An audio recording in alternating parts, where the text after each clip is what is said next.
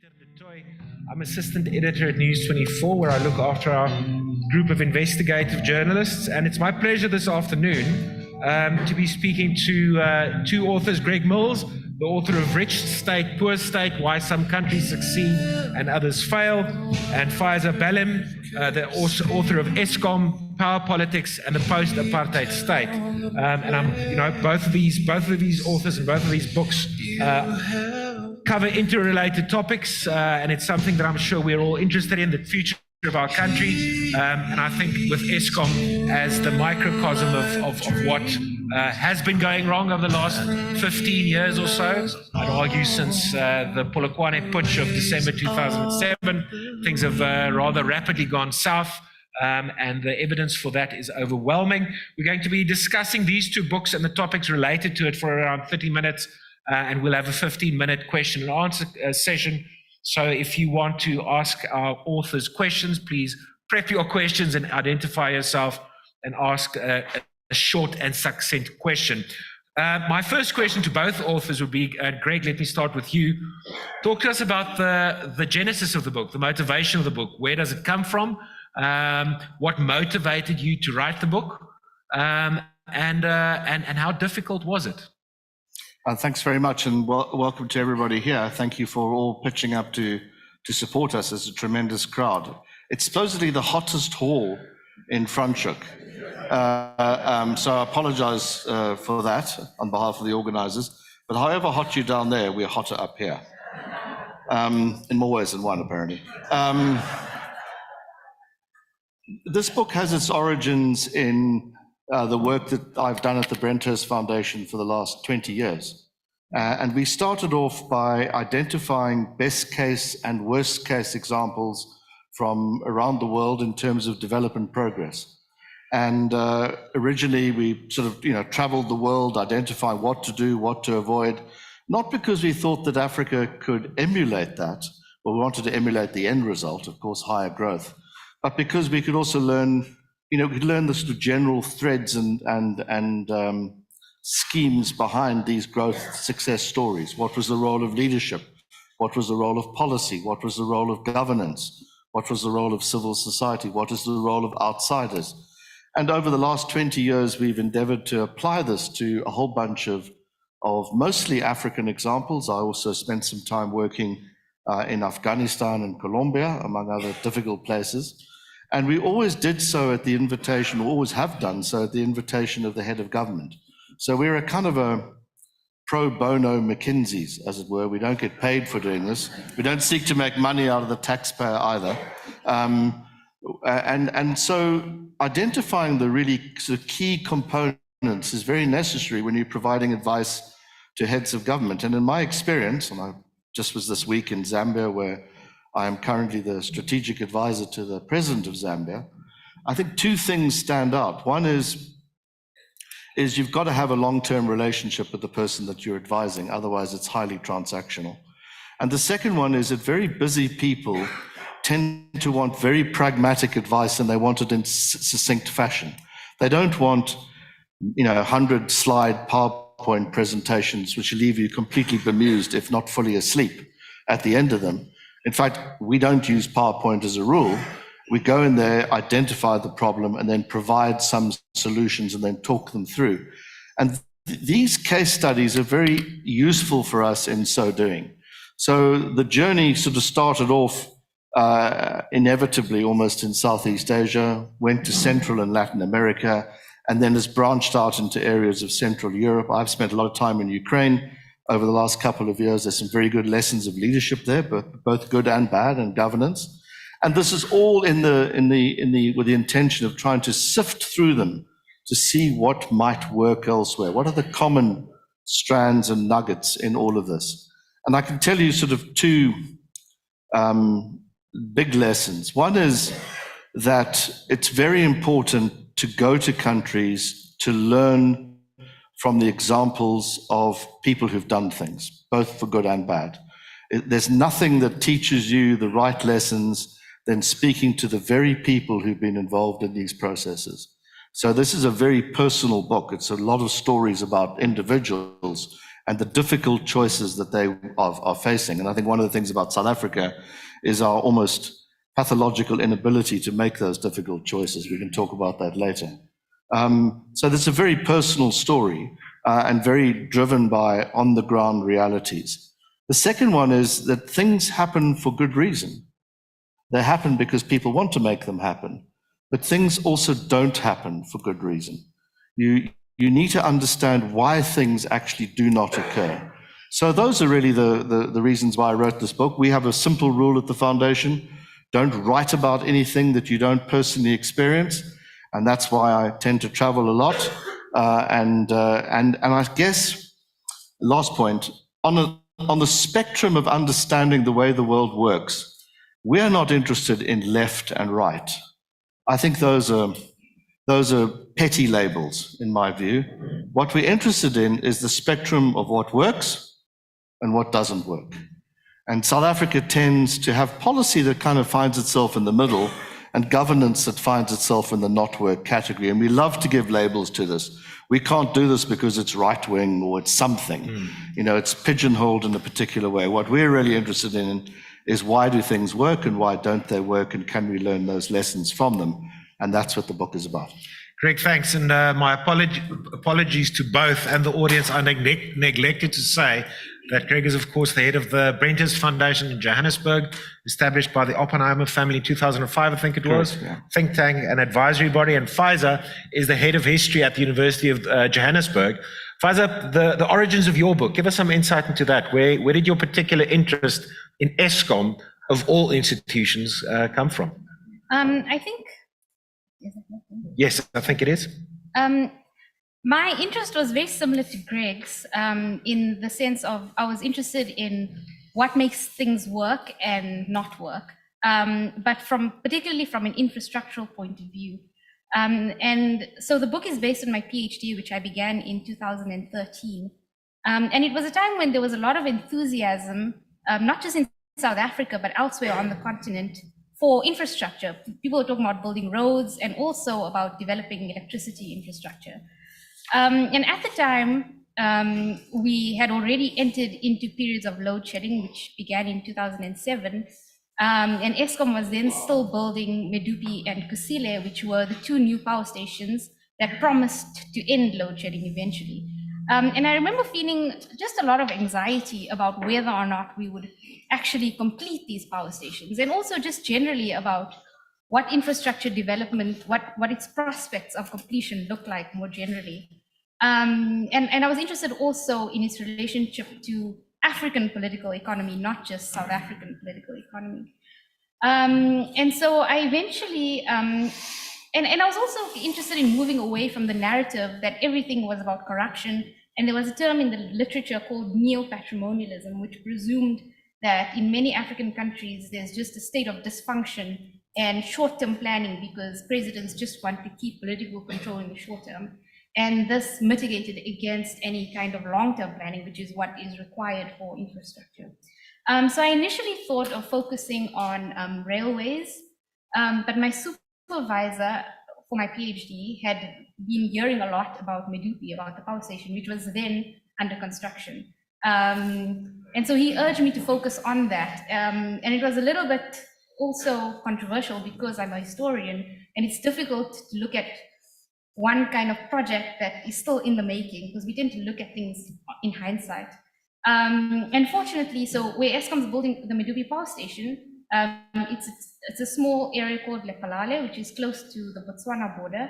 But it had built a power station there in the 1980s called Timber, which is still operational.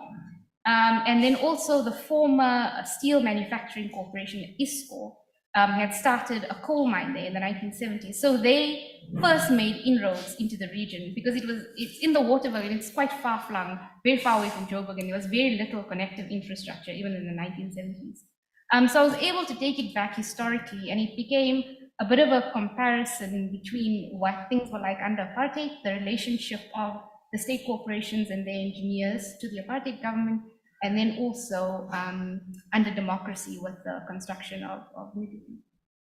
Yeah. Both of you, how difficult, I mean, Faeeza, let's start with you. How difficult was it? I mean, Greg, you spoke about being on the ground, traveling a lot. So, you know, the rule of thumb at Brenthurst is not to write about something that you haven't experienced. How difficult, Faeeza, was it for you to get access to information, to complete your PhD, but also to write this book? At News24, we spent 2 years, almost 3 years, investigating Eskom from top to bottom, looking at systems, looking at governance. It is a very difficult organization to get your head around, simply because of its size, the breadth and the depth of the organization. How difficult was it to get first-hand information and first-hand documentation about how the system works and how Eskom works? How closed was Eskom to you, or how open was Eskom to you? Eskom was relatively open, but I think for two reasons. The one is I knew someone who worked on the inside, so he was able to facilitate that. But also, I think they didn't really care so much, or the material I was looking at wasn't too sensitive because it was from the 1980s. So it was 1970s and 1980s that I mainly looked at. So they allowed me access to their archive in Megawatt Park. And they had very little. They asked me to sign an NDA, and with the provision that they would look at what I've written about using their material, which I did, and they made basically no comments for revision. They didn't ask me to revise anything except to change where I'd spelled Eskom in the old way as ESCOM. Because that was how it was spelled up until the 1990s or so. The Electricity Supply Commission, wasn't it? Yeah. They asked me to change all of that to ESKOM, and that was basically the only revision they asked me to make. I don't even think they read the chapters. So I think it was relatively less controversial, and people were quite welcoming. They even allowed me to look at their documents at the Matimba power station, and I spent about 2 weeks there. And I ended up using very little, like maybe 1 or 2 pages, because it was all just technical documents that I didn't really have the analytical framework to use. But while I was at Matimba, I also managed to run into people who had worked at the power station for decades and would form the union. So I managed to do a lot of good interviews there. And then for the Medupi power station, I was really reluctant to interview anybody or to even use anything that anyone had told me anecdotally. And that was because the amount of people that you spoke to is the amount of explanations you would get for what's going wrong with Medupi. So it was difficult to have any way of establishing veracity. So I just left it to what was in the public domain. And I think that I ended up drawing some conclusions that were not as accurate as they could have been. So with, for example, with Andre de Ruyter's book, he's obviously had privileged access to some of the tender documents.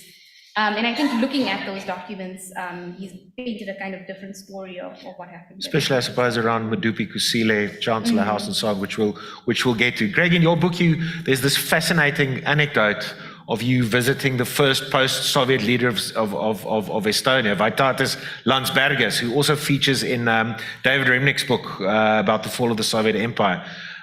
There's nothing quite like being on site like that, is there? You know, meeting someone who's 1 degree away removed from Mikhail Gorbachev, and who was intimately involved in the fall of the Soviet Union, the end of communism, the fall of communism.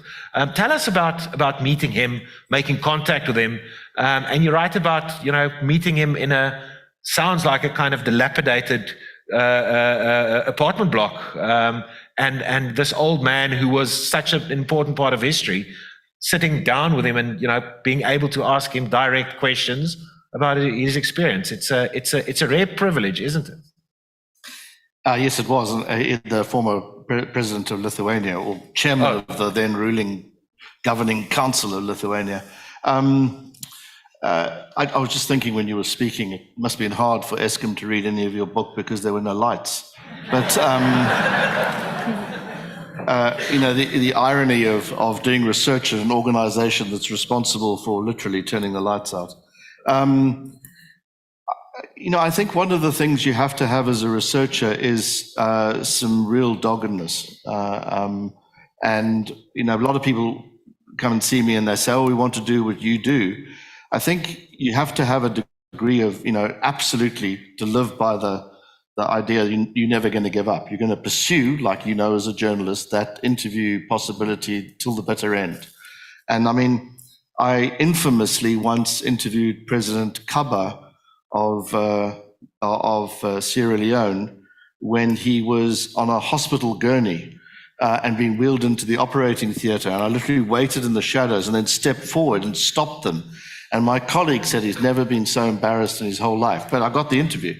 And I don't think Vitalis Landsbergis was quite the same, but I did manage to track him down. And you're quite right, he lived in a very humble, not run down, but humble, old stippled concrete apartment block on the first floor.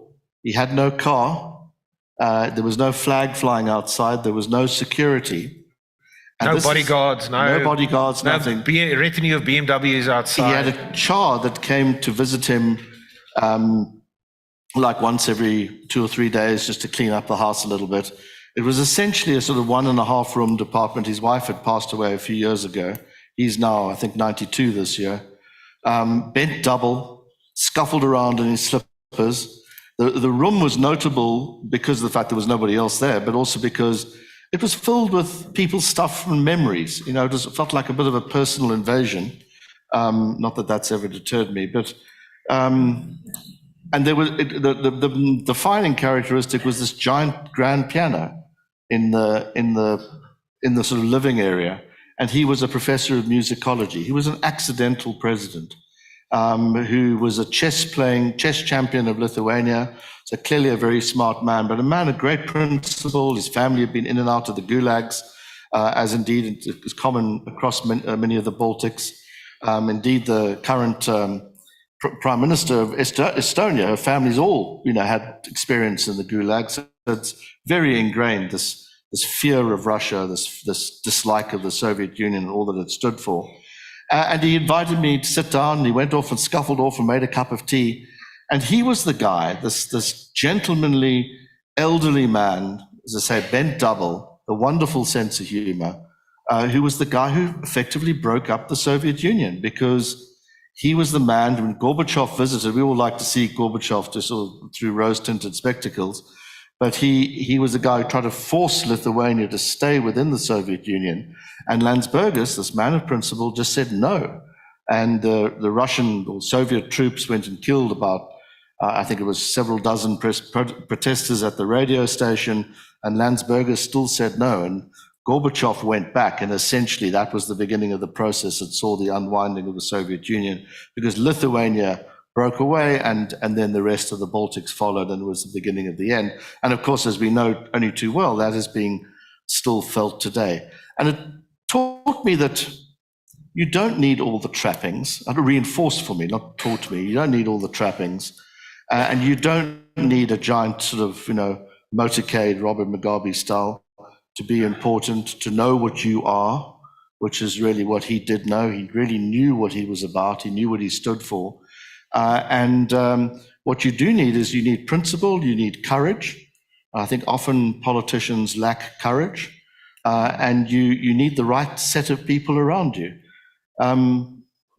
Kenneth Kaunda is reputed to have said to Harry Oppenheimer, it must be 50 years ago now, he said, we are very different in Africa.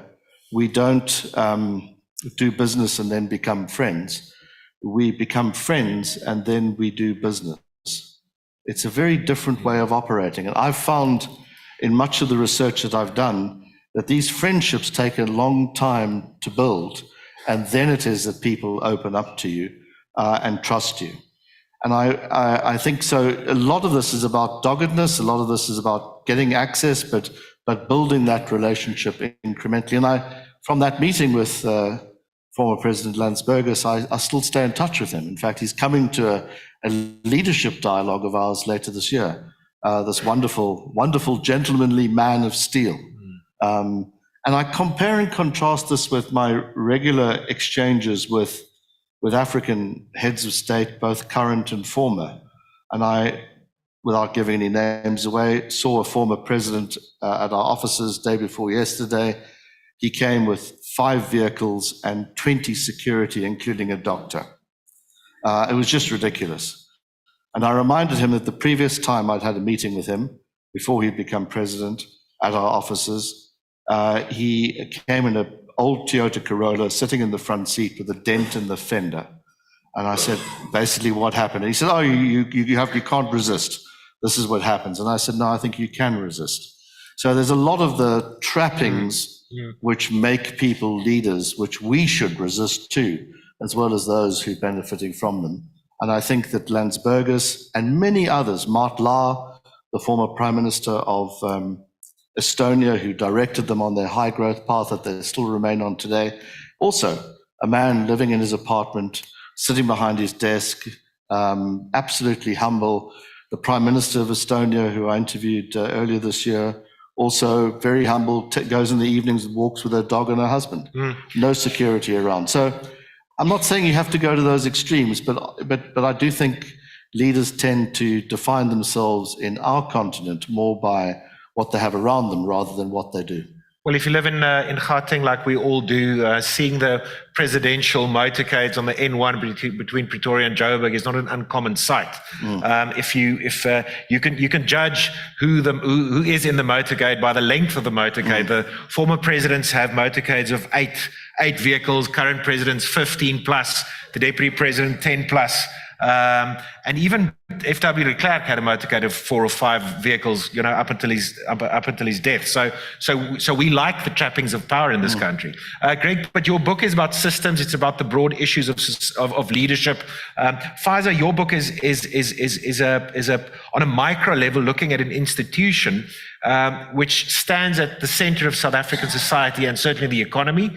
And it's also about the failure of leadership, isn't it? Tell us about what you've learned Greg writes in his book, and I want you to refer to this as well, Greg, about the importance of leadership on the African continent and the importance of leadership to drive a country forward, to help a country strain forward. What have you learned about leadership at Eskom over the last 15 years? Has it been sufficient? Has it been strong enough?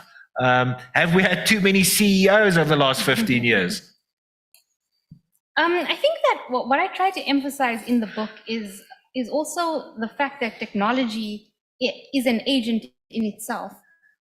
So I try to move away from the political economy analysis that I was trained in, to look at the fact that sometimes the technology breaks down and people don't really know how to fix it, even though they may throw a lot of money at it or try to remove and hire new people. But the issue of leadership is obviously still important. I think that over the last 15 years, there have been many different changes in leadership, but I think it's also reflective of the fact that people didn't really know how to fix Eskom because it's such a complex and multifaceted organization, not just technologically, but also operationally. And its power stations operate in many different parts of the country, and they have historically, in these small towns, they have almost run the towns, even along with other state corporations like ISCO. So it's just a hugely complicated managerial and even political organization. And I think the underinvestment in technology in the 90s meant that when it came to building new generation infrastructure in the late 2000s, it was almost too little and too late. So I'm not sure how much of a difference good leadership would have made, or the quality of the leader, how much of a difference that could have made. Although I think with the State Capture Commission that showed, or with the State Capture saga that showed that there were efforts to remove good leaders from Eskom, and some of whom have now come back, like Dan Marokane, who's now the new CEO, was removed in 2015 just by Gupta interference because they didn't like him. And he had a proven track record of fixing things, and he had fixed up a lot of the problems that were at Medupi, that were going wrong with Medupi at the time. So I think state capture definitely played a role in also in making good employees frightened of doing their job properly. And that was generally, it affected Eskom at organizational level, not just a few leaders at the top. So I think that it was a combination of these two things, including just the complexity of the organization and its technological systems. But Faeeza, would you agree that Eskom has been let down, if not almost completely destroyed, by poor political leadership? If you look at the 1998 white paper on energy, that was pretty much ignored by the Mbeki government, and Thabo Mbeki later admitted that they should have listened to the recommendations contained in that white paper. The construction of Kusile and Medupi, that's still not completed, still not finished, way over budget. The collusion between the governing party and Hitachi Power Africa, Chancellor House, which led to the normalization of networks of extraction still embedded inside Eskom. The fact that Eskom had become a political plaything, a political football, I mean, that's due to poor political management rather than poor operational management, don't you think?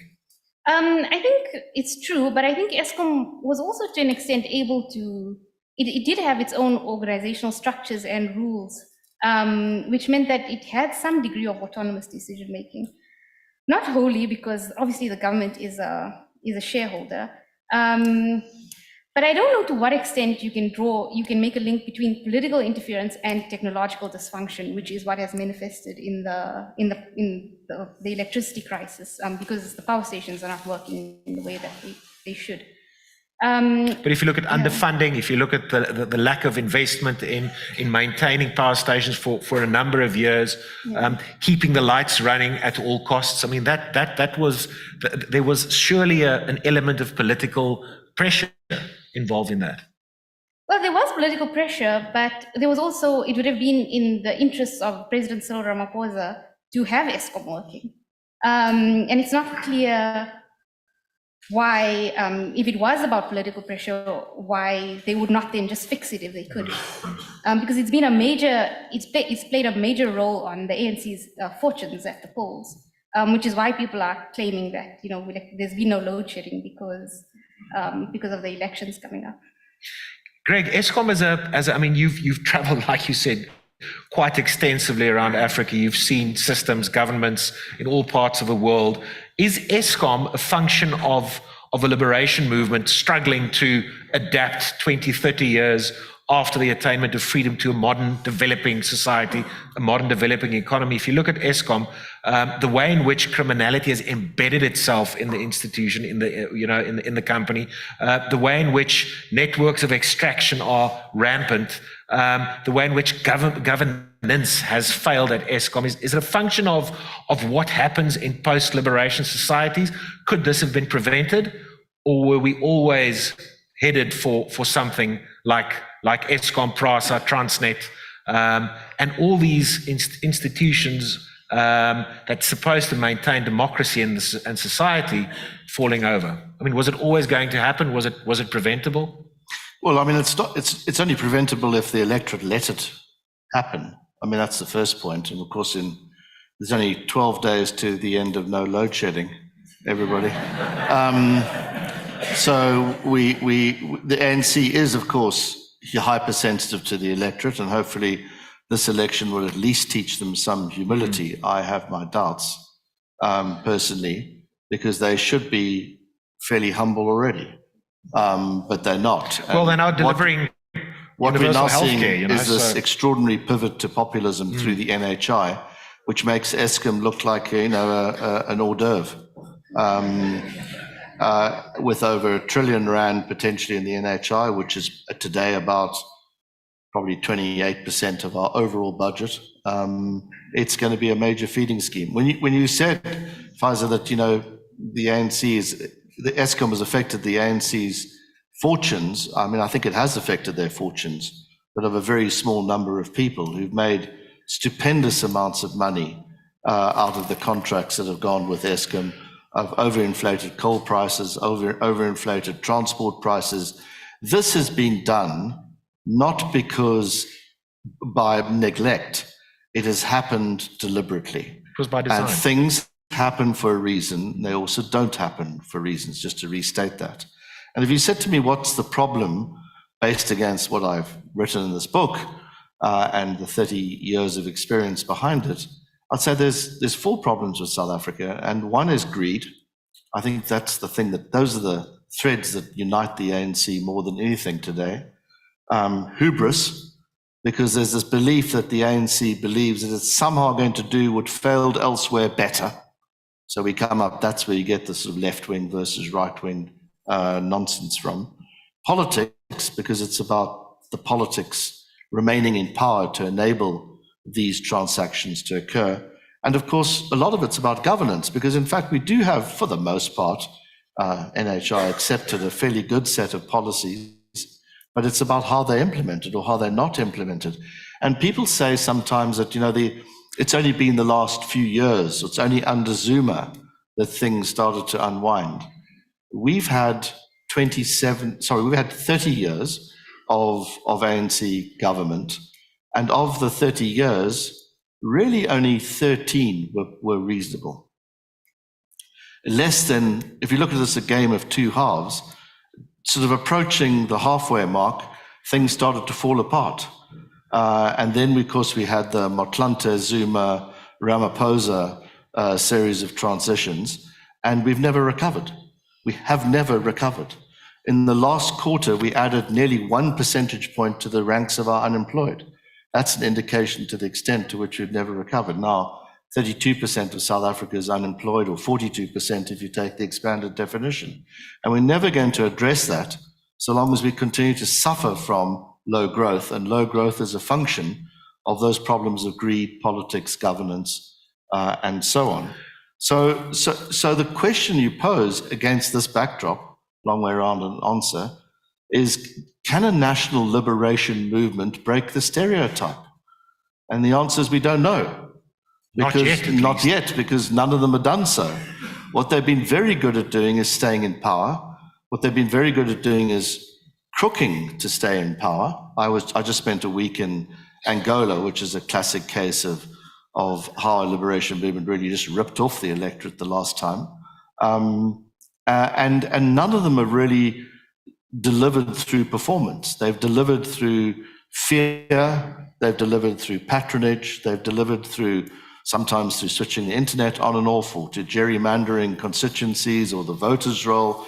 They've never delivered through performance. And I was reminded, last word, I was reminded in chatting to the Zambian president earlier this week, when we were talking about South Africa, without giving too much away, and he said to me, you know how long KK ruled Zambia for? And I was actually in Zambia when the election took place, when KK was turfed out. And so I had the answer, but I hadn't thought of it in these terms, which is 27 years. So we think of KK being in Zambia forever. He was around forever. He's like, Zambian independence, that whole post-independence period, the national liberation struggles of Southern Africa, all around KK. He was in power for less time than the ANC have currently been in power. And there's need definitely for refreshing, and nothing refreshes parties more than the fear of losing power. And I think, this election is going to be momentous in South Africa, because either the ANC will be just below 50% or just over. And if they're just below, we're going to have a coalition, and there's various scenarios to talk about in a coalition. If they're just over, they're probably also going to have a very fractious government and governance environment, and it'll be interesting to see who they team up with. So I'll pivot towards doing the things in the, let's call it the center, if you want to use those left-right geographies, or the center, or to the stuff that works, is really going to depend to an extent on these components of leadership, common sense, and very importantly, how Ramaphosa wants to be remembered. Does he want to be remembered as this fiddling, indecisive, charismatic, but not to any good effect leader, or does he want to be the guy that brought back South Africa around a common cause? And that's the big choice for him. We'll wait and see. Greg, leadership's a big theme in your book. How do you rate Ramaphosa's presidency? How do you rate him on a scale of 1 to 10, where 10 is Mandela-like visionary, and 1 is less than that? Is he a timid leader? Is he afraid to take tough decisions? Is he afraid to stand up against the interests of factions inside of his party? How do you rate his leadership? Given your experience in Africa, given your experience about what's needed to push through necessary reforms to help a country go forward. Well, you've got to have the courage of your convictions. Does he? Apparently not. I would rank him in terms of keeping the ANC together. MK is a bit of a blight in that regard, probably at a 7. I'd rank him in terms of getting South Africa out of the hole, Eskom included, that it's dug for itself, and improving our governance fortunes and making tough decisions, whatever the consequences, a 2. Faeeza, Eskom is, as I said earlier, and I think everyone would agree, central to our lives, central to the economy. How do you rate leadership, both political and on an operational level at Eskom, to help us get out of this hole? How do you rate the Minister of Public Enterprises, Pravin Gordhan, Cyril Ramaphosa's leadership to assist whomever is in the position of Public Enterprises Minister?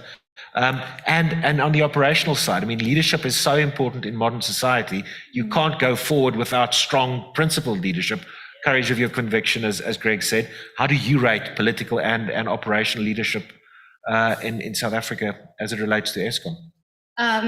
That's a very difficult question, but I would venture a 5 probably, because I think that things have just come, they've just been too little too late.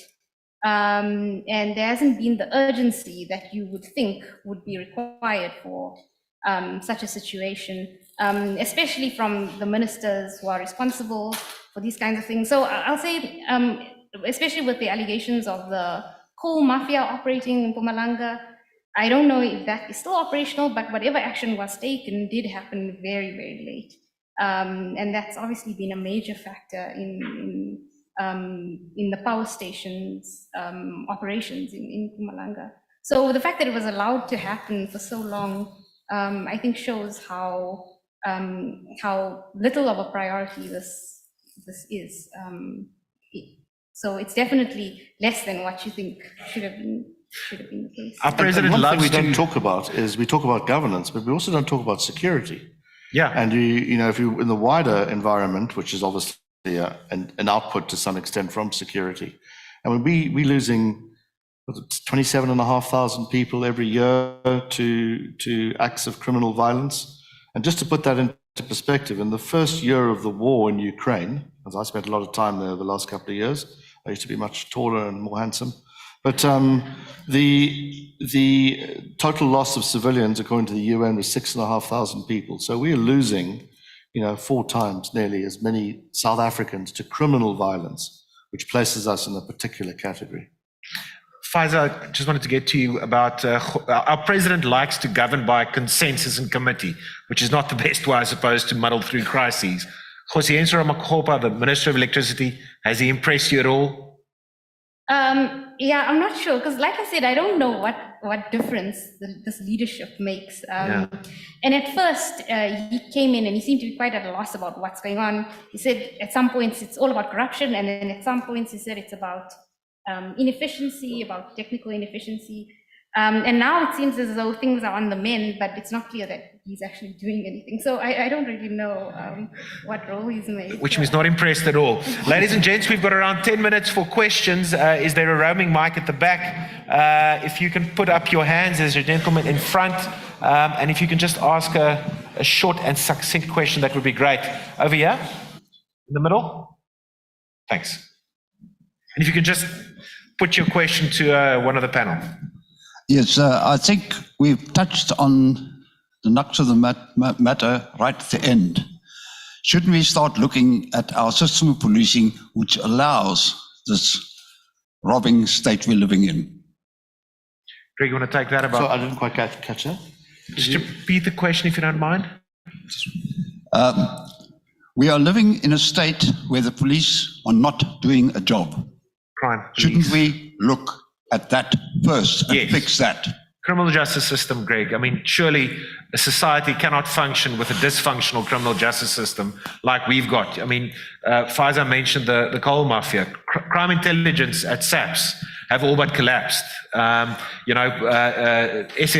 supposed to provide domestic and foreign intelligence, is completely in service of ANC factions. We know how the National Prosecuting Authority has been hollowed out during state capture years. SAPS is mired in internal conflict and a lack of resources and a lack of skills.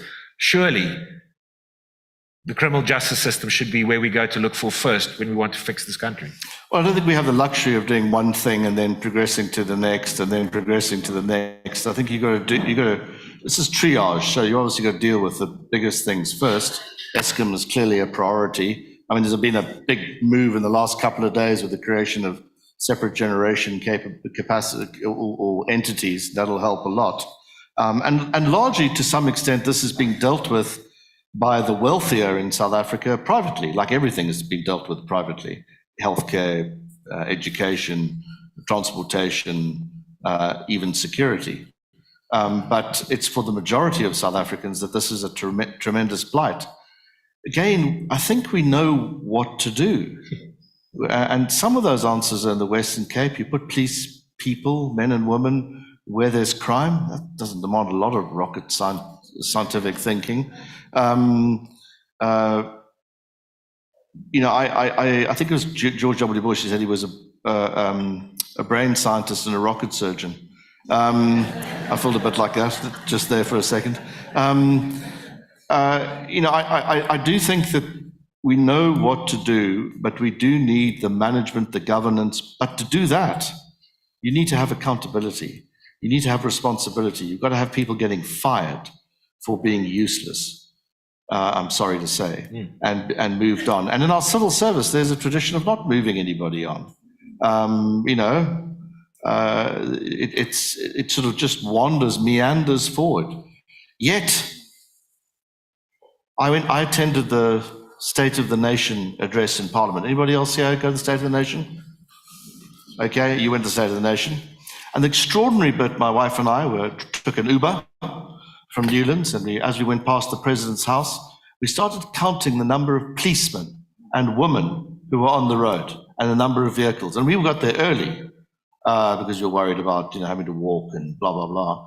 And we were at over 120 by the time we got to Parliament as you go down Roland Street, and over 30 vehicles. And apparently the numbers just increased multifold. They had sniffer dogs, Caspers, or whatever the modern iteration is, et cetera, et cetera, et cetera.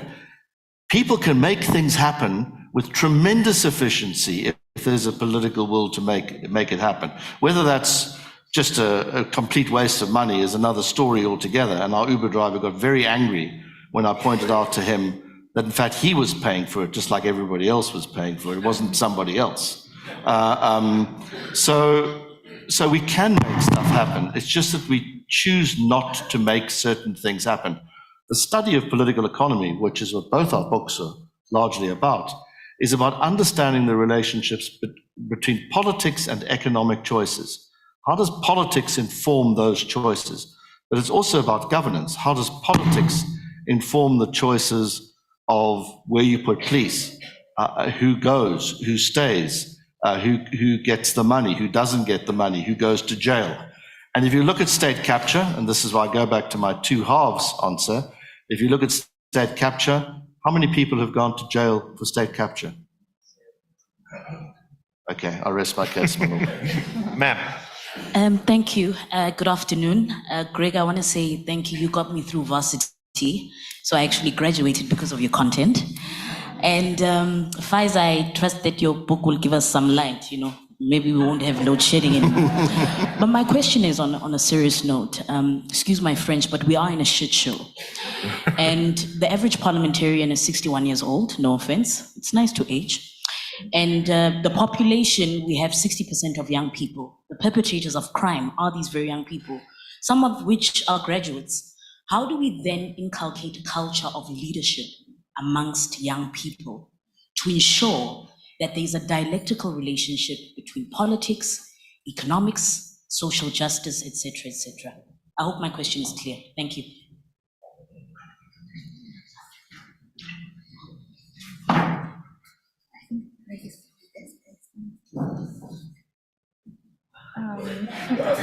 I mean, I'm happy to have a go, and you can add to it. Yeah, I think you should have. Okay, I mean, I think it's a great question, and I'm delighted that there's at least one person out there that I've helped through my writings. I do think it's about role models to a very great extent, but it's also about discipline, and it's discipline also with those role models. It's about ensuring that you pick the right role model, but they too are subject to disciplines. But it's also to a great extent about opportunity. And there's nothing that gives people opportunity like education. If you look at the employment statistics in this country, if you, I haven't looked at them for a while, but it used to be that if you had a matric, you were twice as likely to have a job and then if you didn't have a matric. And I mean a matric, not an Angie matric, sort of on a curve and you have 30% and you somehow ended up with a matric, a functional matric certificate. And if you have a university education, you pretty much have a job. You may not be happy with that job. It may not be the job that you think is deserving of your qualifications, but you're going to have a job. So the relationship between education and opportunity is massive. Is that me? Sorry. The relationship between education and opportunity is clear. But we do need to provide those wider role models in our society amongst our politicians. And when you see people getting away, I won't say with murder, but certainly with sort of blue murder, well, what's the role model? No one goes to jail. We spend R1.5 billion on a commission which really has, voluminous in terms of papers and output, but very little, very detailed, but very little in terms of actions. I know we promised all the time that someone is going to pay for this, but nothing ever seems to happen. And our role models become almost invariably those who get away with it, not those who are held accountable or those who hold them accountable. So we need more Thuli Madonsela's and others in this process who are the role models for the youth of today, but that has to be matched by opportunity. And the government's responsibility is to provide this, and it sounds like a stuck record of 30 years, but an enabling environment. That's their role. That includes security, it includes electricity, it includes education, it includes healthcare, it includes roads, it includes all the basic stuff that we need to operate as a successful society, which other countries, as my book shows, do so on a routine basis. That's what gets them ahead. And many of these countries, particularly in the former Soviet Union, of course, had an incredible education system. It was just, they lacked the water and the sunshine to be able to get those particular shoots to grow. And once the change happened in 1989, the world changed for them because they just plugged themselves into a different system. I say, looking on the spectrum of what works and what doesn't work, not what's left or right or some arcane analytical decision or view. It's much more important to look at what works. And what generally works is what we know, is you need all those components, and government's role is not to pick winners or to give out ridiculous contracts, but it's actually to set the stage, not to be the actors in the theatre. Thanks, Greg. Any last questions there at the back? Last question there at the back. Over there. Just put up your hand. There we go. At the back.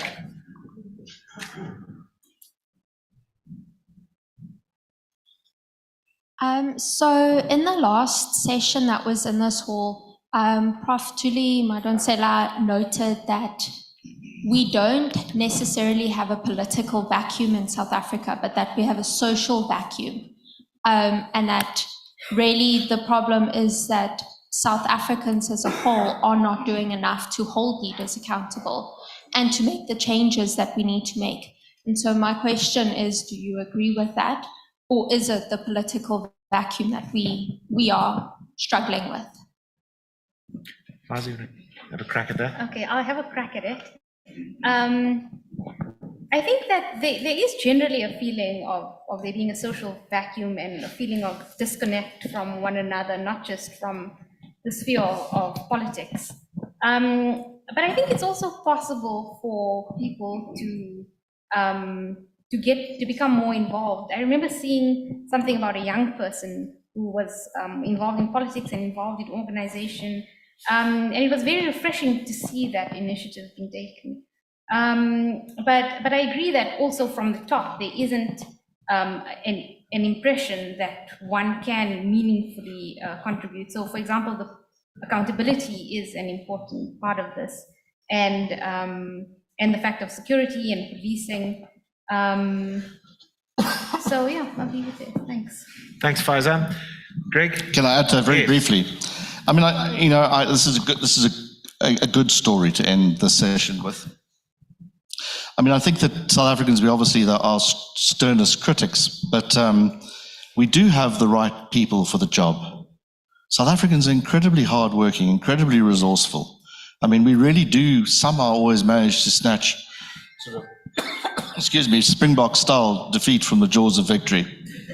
The international world has probably almost never been in the position that it is today, or at least for the last 30 years, in terms of a conducive environment to countries getting wealthier. More people have come out of poverty in the last 3 decades since the end of the Cold War than at any other point in human history. Africa has lagged that process. We've got about 450 million Africans, who are locked into poverty, the largest number in any continent. But certainly more people, particularly in East Asia, have come out of poverty than any other point.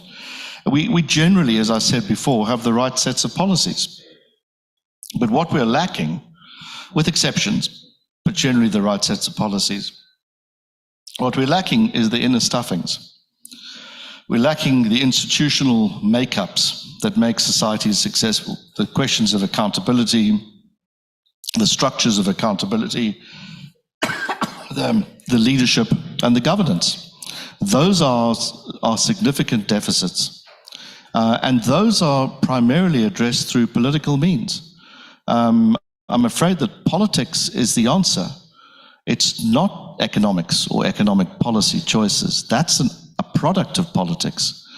Politics is the problem, and politics, as in war, but as in economic history, is the solution. And that's why the 29th of May should not be taken lightly by any South African. Thanks, Greg. Politics is the solution. So make sure you go out and vote on the 29th. Two authors, Greg Mills, author of Rich State, Poor State, Faeeza Ballim, Eskom, Power Politics in the Post-Apartheid State. Thank you very much. Ladies and gentlemen, enjoy the rest of your festival. Good afternoon.